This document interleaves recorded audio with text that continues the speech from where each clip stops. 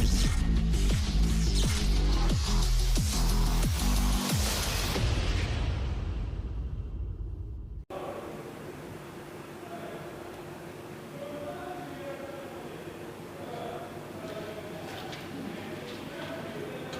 morning, students. Today we are going to learn our next unit, and it is on page number 306, 14th number of unit is there. It is the dual nature of radiation and matter. In this chapter we are going to learn how light can be considered as having dual nature. That is, any light radiation consists of, as in wave theory we have studied different wave theories. Newton have given the explanation that light is in the form of corpuscles, and Huygens have given explanation that light is in the form of wave. Also Planck have given explanation that light is consist of packets of energy and are called as bundles of energy or packets of energy, which are called as quantas. That is, Planck's quantum theory gives the existence of light in the form of packets, or light particles are there. Okay, the particles are photons, are having some energy E is equal to h nu, that we have studied in Planck's quantum theory. But Huygens wave theory we have studied and extended, as there is a presence of wave only in the light. So both theories have explained some phenomena in physics, interference, diffraction, as well as polarization also. Then there is a Compton effect. Okay, these are all theories which are explained by these two so much examples or so much phenomenons. म्हणजे ह्या ज्या theories आहे ह्या आपल्याला वेगवेगळ्या फिनॉमिनॉन्सवरून खऱ्या झालेल्या दिसून येतात. म्हणजे या दोन्ही थिअरीज बरोबर असल्या पाहिजे. म्हणून मग आपण असं म्हणतो की प्लँक्सची क्वांटम थिअरी आणि हायजेन्सची वेव्ह थिअरीनुसार ड्युएल नेचर हे लाईटला राहते. आणि ड्युएल नेचर म्हणजे जिथे दोन्ही प्रमाणात लाईट, म्हणजे लाईटची एनर्जी दोन्ही पार्टिकल आणि वेव्हच्या स्वरूपात आपल्याला मिळते. या युनिटमध्ये आपण काही ॲप्लिकेशन्स त्याचे पाहणार आहोत, जे आपल्याला वेगवेगळी लाईटची एनर्जी जी आहे, म्हणजेच काय, लाईटची एनर्जी जे वेगवेगळ्या दोन फॉर्ममध्ये मिळते त्याचे ॲप्लिकेशन्स किंवा त्याचे प्रूफ्स आपण काही एक्सपेरिमेंट्स थ्रू पाहणार आहोत. त्यातला पहिला एक्सपेरिमेंट आहे दी फोटो इलेक्ट्रिक इफेक्ट. तशाच प्रकारे आपण मॅटर जर एखादा मटेरियल पार्टिकल जर आपण एखाद्या पर्टिक्युलर वेव्हलेंथनी किंवा वेलॉसिटीने जर पाठवला तर तो पण त्याच्यासोबत एक वेव्ह कॅरी करून जातो, त्याला मॅटर वेव्ह असं म्हणतात, ते सुद्धा शिकणार आहोत. तर पहिल्यांदा आपण फोटो इलेक्ट्रिक इफेक्ट म्हणजे काय ते पाहूया. As the diagram shows, photoelectric effect was observed by Heinrich Hertz in 1887 while performing some experiment, and he observed that, त्यांनी ऑब्झर्व केलं की काही फोटो सेन्सिटिव्ह मटेरियल जे आहे ते जर आपण घेतलं आणि त्याच्यावर जर आपण अल्ट्राव्हायोलेट लाईट जर टाकला तर अल्ट्राव्हायोलेट लाईट टाकल्याबरोबर ते चकाकतं, म्हणजे ते ब्राईट होतं, शाईन करतं आणि त्यातून इलेक्ट्रॉन्स बाहेर पडतात. म्हणजे त्या सरफेसला जर आपण हात लावला तर आपल्याला थोडासा करंट लागल्यासारखा होतो, म्हणजे इलेक्ट्रॉन्स त्यातून बाहेर पडतात.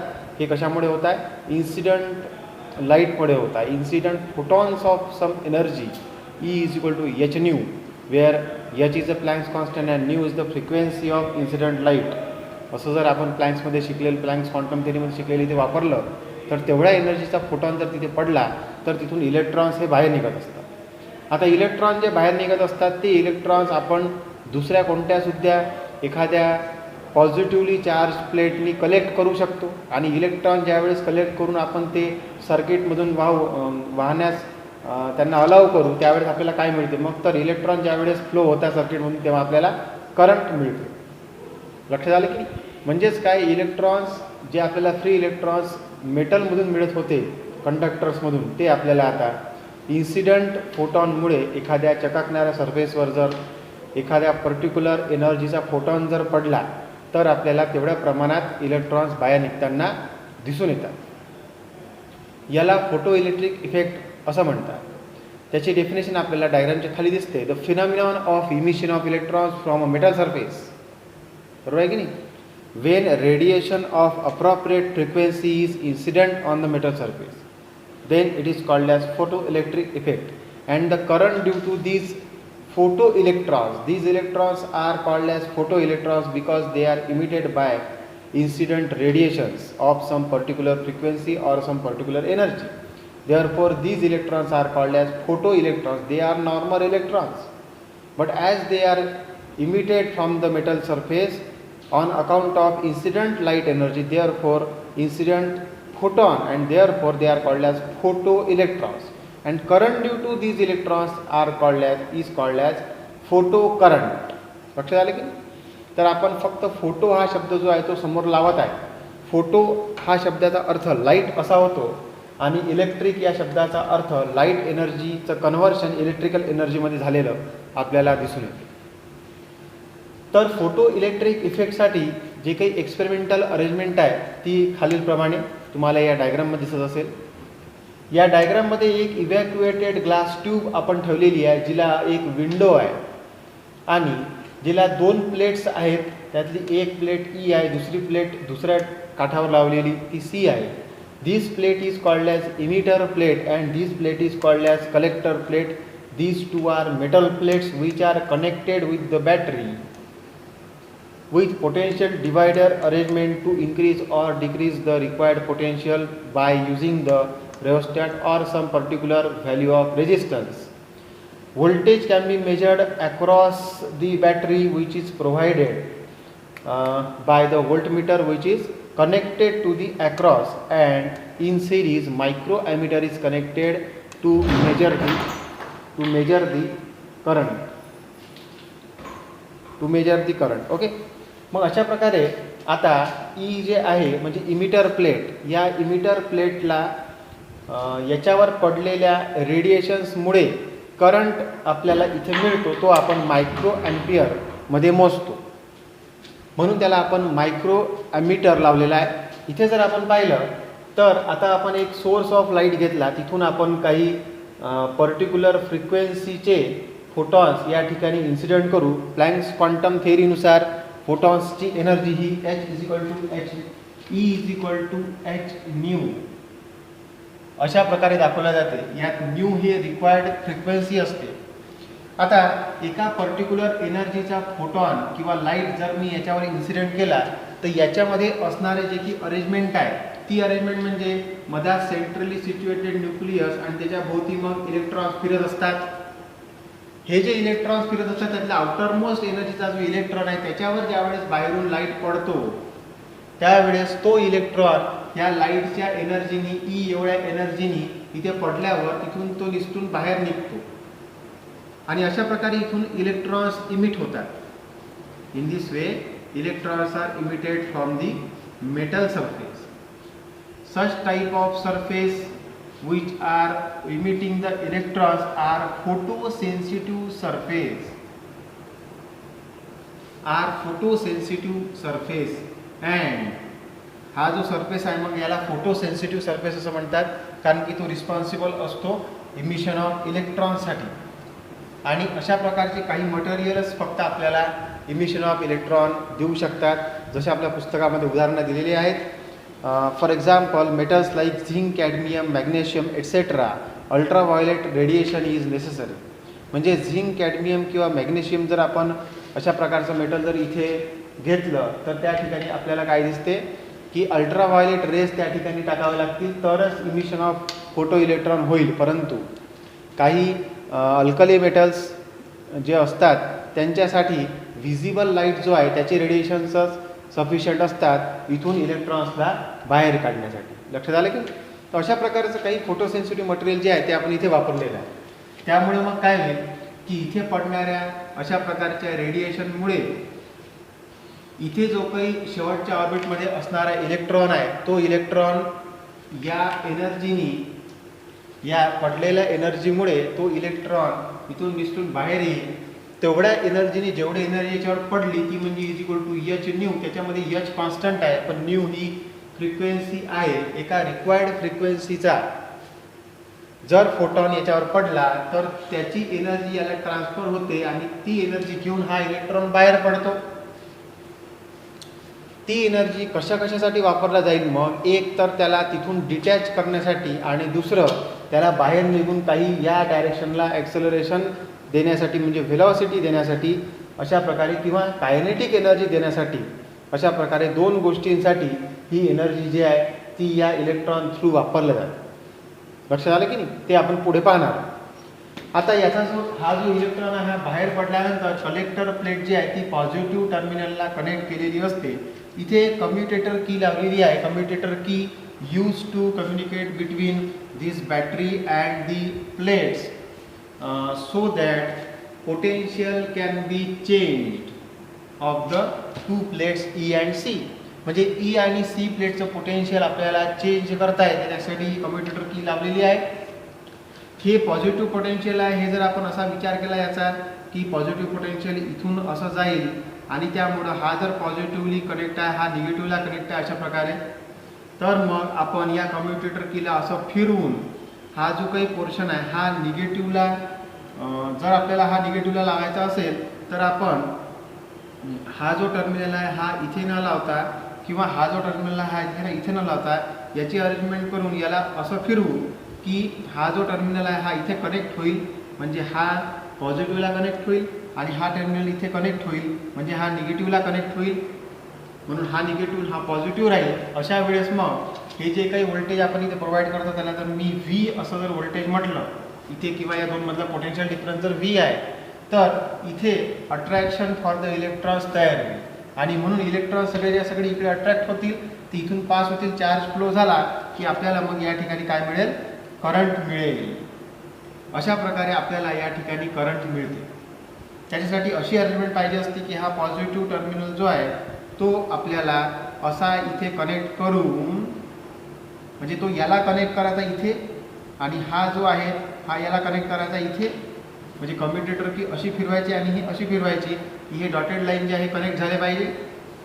मग आपल्याला असं दिसेल की हा जो आहे हा निगेटिव्हला कनेक्ट झाला आणि हा जो आहे हा पॉझिटिव्हला कनेक्ट झाला. बघा हे पॉझिटिव्ह कनेक्शन आहे असं, आणि हे निगेटिव्ह आहे असं. लक्षात आलं की नाही? अशा प्रकारे कनेक्शन लावल्यानंतर मग आपल्याला असं लक्षात येईल की या ठिकाणी इलेक्ट्रॉनचं अक्युमुलेशन होईल आणि जेवढे जास्तीत जास्त इलेक्ट्रॉन ते पोचले तेवढे आपल्याला करंट मिळेल. आता ऑब्झर्वेशन्स काय काय आहेत ते पाहू. एकदम सोपे आहेत ते.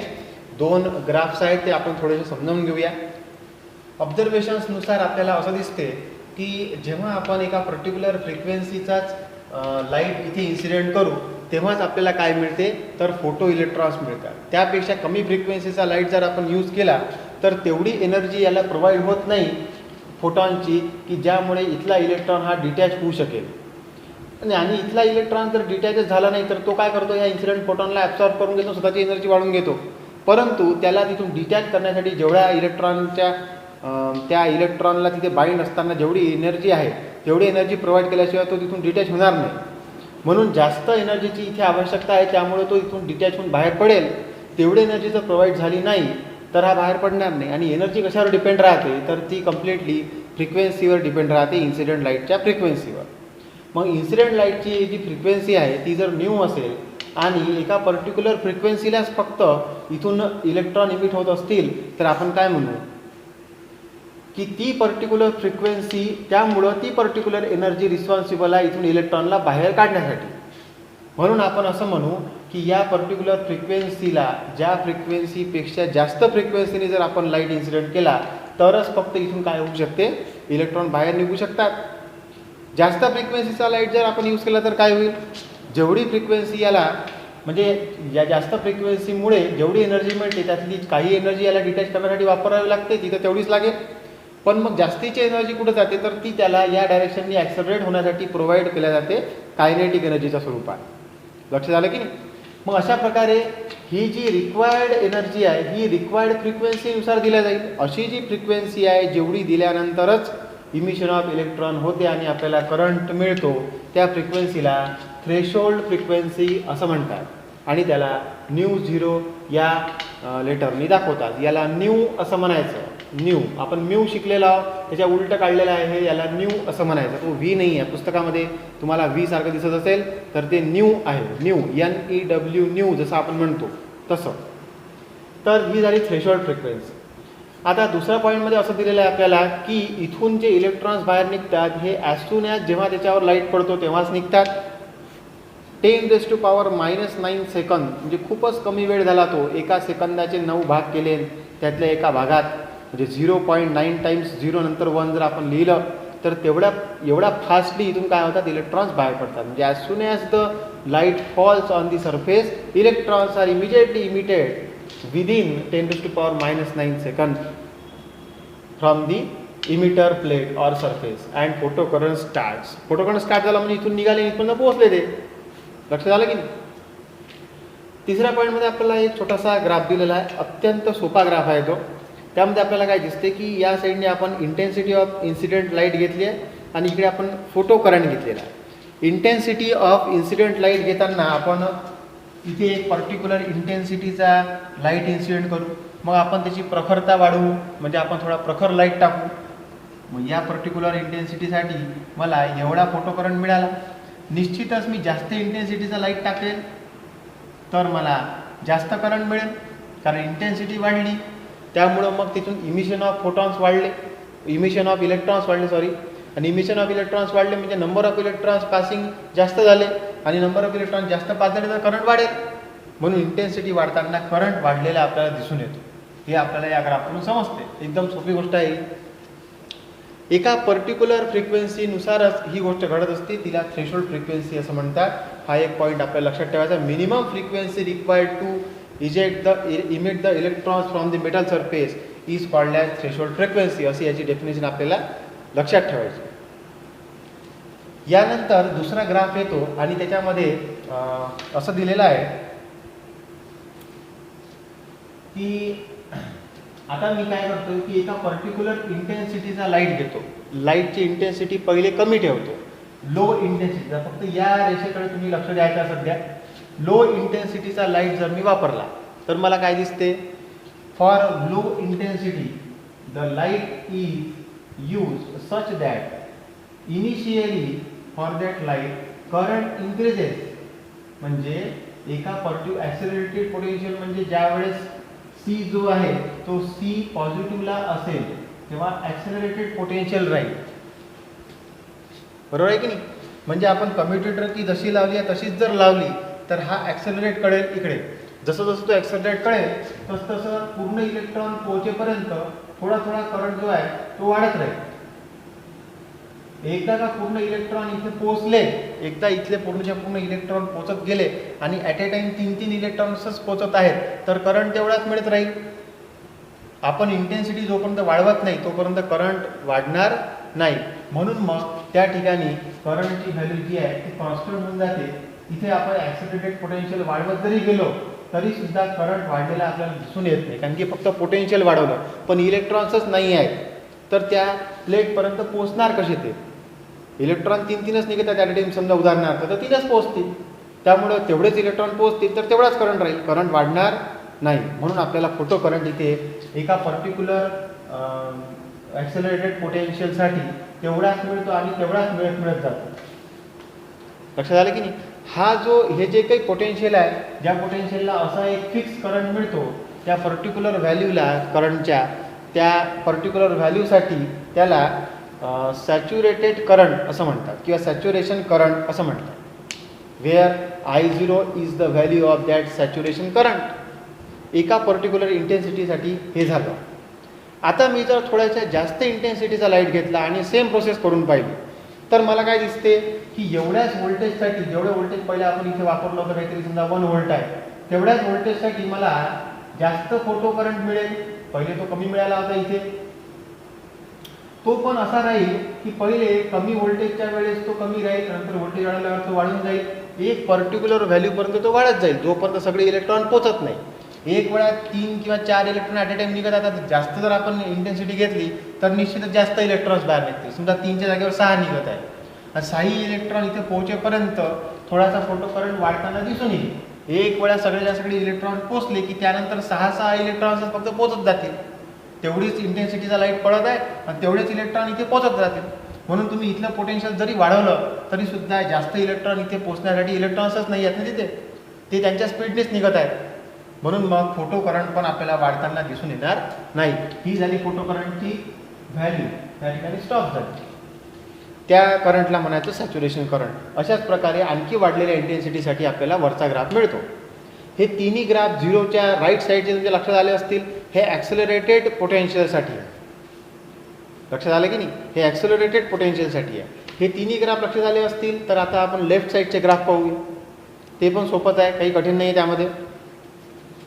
समजा आता मी कम्युटेटर की जी आहे ती उलटी केली आणि इथे हे कनेक्टेड न राहता मी याला हे कनेक्ट केले. आता मी असं कनेक्शन जे केलेलं आहे याचा अर्थ असा होतो की हे जे निगेटिव्ह टर्मिनल आहे हे मी इथे कनेक्ट केलं. म्हणजे आता ही प्लेट जी आहे ती मी निगेटिव्ह करतो आणि हे जे पॉझिटिव्ह टर्मिनल आहे ते मी इथे कनेक्ट केलं. म्हणजे ही जी प्लेट आहे ती मी पॉझिटिव्ह करतो. असं जर मी केलं म्हणजे मी जर प्लेटचे व्होल्टेज पोटेन्शियल डिफरन्स तेवढ्याच ठेवून फक्त मी याचे जे टर्मिनल्स आहेत ते जर उलटे केले कम्युटेटर की वापरून, ही जी डॉटेड लाईन दाखवली जाते ही कम्युटेटर की आहे आणि हे जे डॉट मी लावलेले आहे याचा अर्थ हा आहे की हा इथे कनेक्टेड आहे आणि हा इथे कनेक्टेड आहे. मग आता इमेजिन करायचं की हा जर इथे कनेक्ट झाला तर काय होईल, तर इथला जो पॉझिटिव्ह टर्मिनल आहे त्याचं अशा प्रकारचं कनेक्शन इथे जाईल आणि हा जो निगेटिव्ह आहे त्याचं असं कनेक्शन जाईल.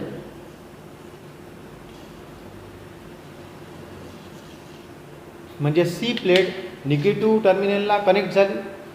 आता ज्यावेळेस मी कमी इंटेन्सिटीचा लाईट दिलेला होता त्यावेळेस ॲट ए टाईम काहीतरी 3 इलेक्ट्रॉन इथे पोहोचत होते. अशा वेळेस जर मी याला इमिजिएटली कम्युटेटर की वापरून जर निगेटिव्ह केलं तर मला काय दिसेल, इलेक्ट्रॉन्सला इथे अपोजिशन तयार होईल. अशा वेळेस जर मी हे व्होल्टेज काहीतरी 0.1 नंतर 0.2 नंतर 0.3 असं वाढवत गेलो तर जसं जसं इथलं व्होल्टेज वाढत जाईल तसं तसं इथल्या इलेक्ट्रॉनचा इथे येण्याचा जो स्पीड आहे तो कमी कमी होत जाईल. इथे त्यांना रिपल्शन तयार होईल आणि रिपल्शन तयार झाल्यामुळे काय होईल की इथे इलेक्ट्रॉन पोचण्याचं प्रमाण कमी होईल आणि प्रमाण कमी झालं तर फोटो करंट कमी कमी होत जाईल. बरोबर आहे ना. तर इथे जे आपण निगेटिव्ह पोटेन्शियल देत आहोत त्याला आपण या ठिकाणी असं काढलेलं आहे. तर पहिल्या ग्राफसाठी बघा, हे निगेटिव्ह पोटेन्शियल आहे काहीतरी -0.1 समजा. या ठिकाणी एवढं दिल्यानंतर काय दिसते की फोटो करंटची व्हॅल्यू एवढी कमी झाली.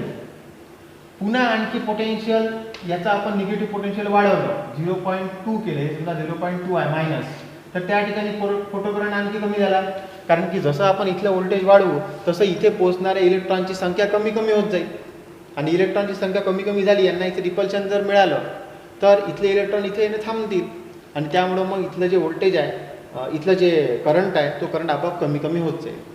मग एक वेळ अशी येईल की तुम्ही व्होल्टेज जे आहे निगेटिव्ह ते वाढवता समजा 0.5 असं काहीतरी व्होल्टेज आहे, तिथपर्यंत तुम्ही वाढवल्यानंतर असं दिसून येईल की एकही इलेक्ट्रॉन इथे पोचला नाही. आणि जर एकही इलेक्ट्रॉन इथे जास्त वाढलेल्या व्होल्टेजसाठी 0.5 साठी पोचला नाही याचा अर्थ हा झाला की इलेक्ट्रॉन्स इथे न पोचल्यामुळं या ठिकाणी आपल्याला अजिबात करंट मिळणार नाही. म्हणजे मला करंट 0 झालेला दिसून येतो. हा 0 आहे, या ठिकाणी आपल्याला करंट 0 झालेला दिसून येतो. म्हणून हा ग्राफ कसा आला हे आपल्या लक्षात आला. आता लो इंटेन्सिटीसाठी समजा एका पर्टिक्युलर इंटेन्सिटीसाठी, कारण जसं जसं आपण याचं निगेटिव्ह पोटेन्शियल वाढवत जाऊ तसं आपल्याला इथे येणाऱ्या इलेक्ट्रॉनची संख्या कमी कमी कमी कमी होताना दिसून येते. इलेक्ट्रॉन्स कमी झाले तर आपल्याला मिळणारा करंट सुद्धा काय होतो, कमी कमी होत जातो. आणि एका पर्टिक्युलर वाढलेल्या निगेटिव्ह व्होल्टेजसाठी आपल्याला मिळणारा करंट हा 0 होतो. ज्या व्होल्टेजला करंट 0 होतो त्याला V0 किंवा स्टॉपिंग व्होल्टेज किंवा स्टॉपिंग पोटेन्शियल असं म्हणतात. जे इलेक्ट्रॉनला इथे येण्यापासून कम्प्लिटली थांबवतं अशा व्होल्टेजला स्टॉप करणारं म्हणजे स्टॉपिंग पोटेन्शियल असं म्हणायचं. लक्षात आलं. पुन्हा पुन्हा ऐका हे आणि लक्षात ठेवा. तर हे स्टॉपिंग पोटेन्शियल -V0 असं दाखवलेलं आहे मी इथे. मग आपल्याला असं ऑब्झर्व केलं जाते की स्टॉपिंग पोटेन्शियलची व्हॅल्यू ही इलेक्ट्रॉन्स हे तेवढ्याच इंटेन्सिटी तेवढ्याच स्पीडने इथं येत आहेत म्हणून मग वाढलेल्या इंटेन्सिटीसाठी सुद्धा स्टॉपिंग पोटेन्शियलची व्हॅल्यू सुद्धा तीच दिसते.